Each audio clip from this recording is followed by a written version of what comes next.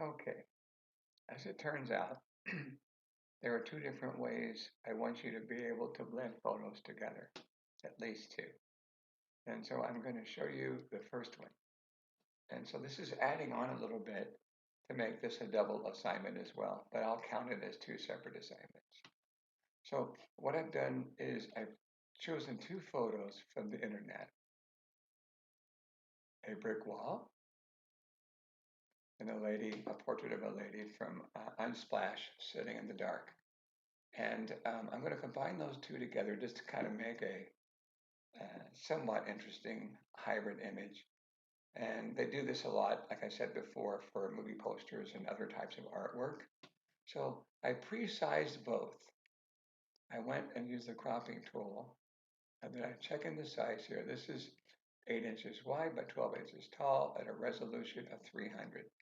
Make sure that you download large image files so you can do this. So I cropped them this way. Image size, they didn't come this way. I cropped this one to 8 inches wide, 12 inches tall, resolution of 300. Now, I'm going to want to center this image over the top of the bricks. The way to do that is to go to the Move tool. And if you hold down Shift, now you do this, especially if they're both the same size. If you hold down Shift, it will automatically align that image with the one that you have on the bottom. So now you see we have two layers. If I turn off the lady, you can see that the bricks are underneath. Now on the first one here, I'm going to play with the opacity. Opacity is how solid something is. So let me turn this off for a minute and I'll show you. So if I drag the opacity over, she's going to become semi-solid. So this would be, she's 50% invisible. And I'm going to turn this back on. And to blend them together, I'm simply going to use the top layer and slide it over and try to get some kind of um, texture all the way through the scene as if she were sort of painted on the bricks. Not exactly going to be that way, but the combining two things together, you can have a very slight image, but that's a little too faded for this particular type of picture. So you can bring it over here. It's at about, I think I'm going to leave it right about here. Let me go a little more. Okay, so you can kind of see the brick and stuff in her forehead. Um, it's just kind of a weird alignment, but I'm going to stay with that. And then what I can do too is if I do want to darken the area, I've still got the burning tools and other tools at my disposal. You got to make sure you're on the right layer. And then maybe burn the highlights just a little. And I could come back and undo that. But so we got a kind of a decent blend there. And again, even after you do all that, you can play with the opacity some more to make it more subtle or to make it more obvious.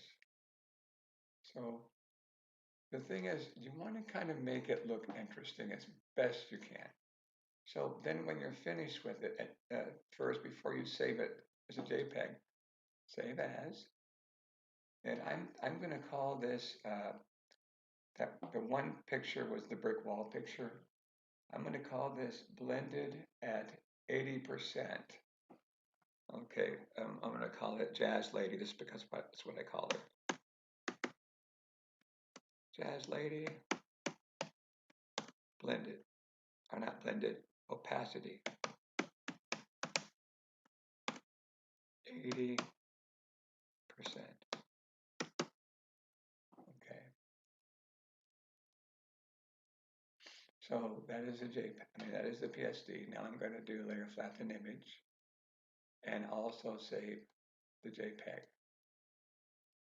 And all I have to do now is change that from a PSD to a JPEG file.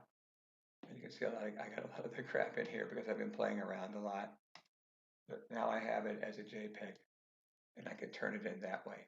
Keep the PSD, however. Okay, now I'm going to show you another one and I'm going to give you another variation on that. later on. So I'm going to close this one now, and I'm going to open the same two files and do it a different way. So I like to close everything out just to make sure I don't mess that one up. Now this is a dancer. This is for a different project. So, whoops, I'm going to open up the lady again. Like I say, I always start over because I find out that I leave a lot of things everywhere, and then I can wind up blending the wrong stuff together again. And you could just add another layer on. If you guys know what I'm talking about, you could add another layer on to the same one and save it two different ways. But that's just for the veterans. And if you want to ask me about that, I can explain it. So now I'm not going to change the opacity at all. I'm going to go to the blending mode. And I'm going to start, I always start with dissolve. And most of the time, you'll see that dissolve doesn't do anything. So I'm just going to rotate the mouse wheel.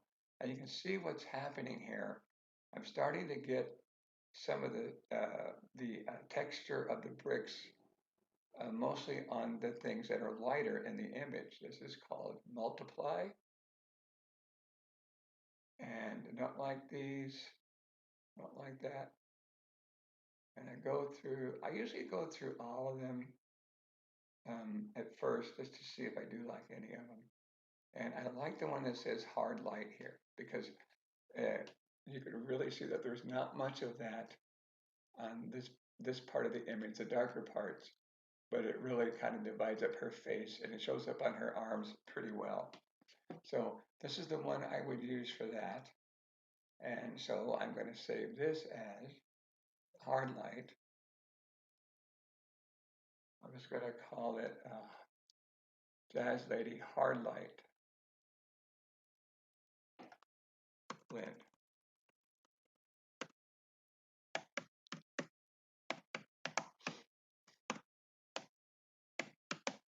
So that's blending as opposed to opacity. And then I'm going to save this as a JPEG. Remember, you do the JPEG and the PSD. Don't turn in the PSD unless I tell you to, because it takes up too much memory. Now we change it to JPEG and use 12. So we have that image.